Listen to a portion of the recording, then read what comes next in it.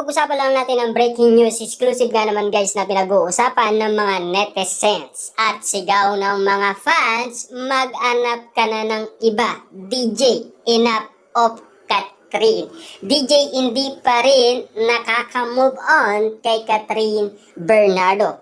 Tulad din guys ng sinabi ng isang manghuhula last 2024 na si Daniel Padilla ay hindi pa rin nakaka-move on at sinasabi niya na hanggang ngayon ay wala pa rin siyang girlfriend. Kita niyo naman guys, no?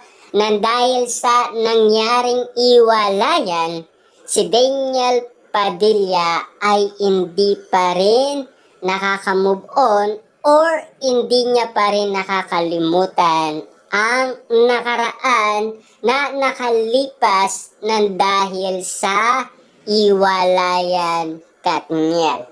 Siyempre guys, alam naman natin, 11 years tumagal ang kanilang relationship. Pero, kita nyo naman guys, nagka-iwalay din.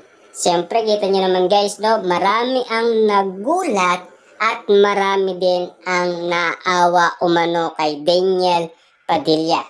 Dahil sa nangyari umanong Christmas special na spotted pinag-usapan ang Katniel. Lalo-lalo na nagulat ang karamihan nang dahil si Daniel Padilla ay kumatok nga naman kasi sa dressing room ni Catherine Bernardo at nag-usap nga naman sila. At balitang-balita hanggang ngayon ay patuloy pa rin sinusuyo umano ni Daniel Padilla si Catherine Bernardo. Alam naman natin guys, no?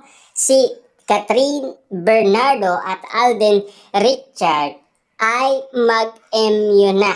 Paano na kaya si Daniel Padilla na hanggang ngayon ay hindi pa rin nakaka-move on kay Catherine Bernardo?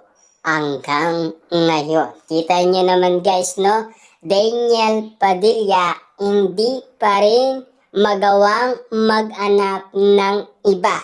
Nang dahil mahal na mahal niya pa rin si Catherine Bernardo hanggang ngayon. Hindi pa rin siya nakaka-move on sa nangyari sa kanilang dalawa ni Catherine Bernardo. Papaano naman si Catherine Bernardo? 3 araw iniyakan niya si Daniel Padilla.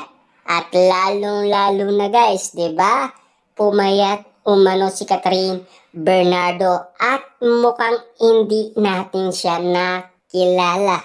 Kasi kitang-kita na guys yung boto sa katawan ni Catherine Bernardo noong nag-iwalay ang Katniel. Kasi napabalitaan natin yan, September pa lang ay nagkalabuan na ang Katniel dahil marami na tayong naririnig umano sa kanilang dalawa. Siyempre, nagulat din umano ang balita nang dahil sa kanilang nalaman. Siyempre, unang-una na dyan guys, yung mga pananamit ni Catherine Bernardo.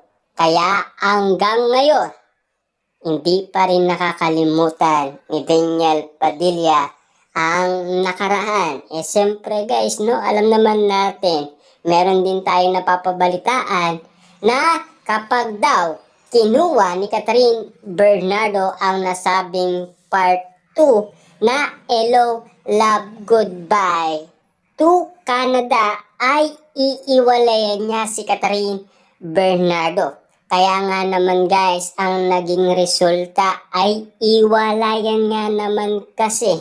Dahil last 2023 ay pinag-uusapan na mukhang nagseselos daw si Daniel Padilla kay Catherine Bernardo dahil naging patok nga naman kasi ang moving Hello, Love, Goodbye. Kitang-kita naman natin kasi guys na pumatok ang nasabing pelikula ni Catherine Bernardo at Alden Richard. Bawat banggitin ni Catherine Bernardo ang pangalan Alden Richard, mukhang nagseselos itong si Daniel Padilla.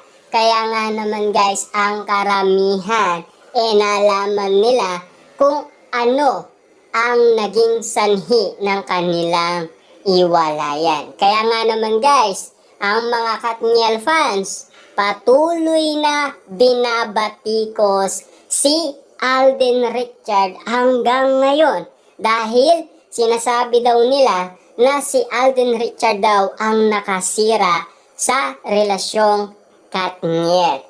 Pero paano naman nakasira si Alden Richard? Gumawa lang naman sila ng Moving Hello Love Goodbye. Siyempre, hindi rason yun dahil trabaho lang ang ginawa nila. Lalong-lalo na yun ay pabor sa management ng Star Cinema at ng GMA Picture. Marami nga naman kasi guys nagsisilabasan noon patungkol umano na nagchat-chat daw itong si Alden Richard para daw i-comfort itong si Catherine Bernardo dahil sa iwalayan Katniel. Pero hindi daw totoo yun ayon kay Alden Richard dahil no comment daw siya. Kaya nga naman guys si Daniel Padilla nakikita niya nga naman kasi sina Catherine Bernardo at Alden Richard nang dahil meron silang promotion at meron nga naman silang movie na gagawin. Siyempre doon pa lang kitang-kita naman natin guys na mukhang meron na naman iiyak.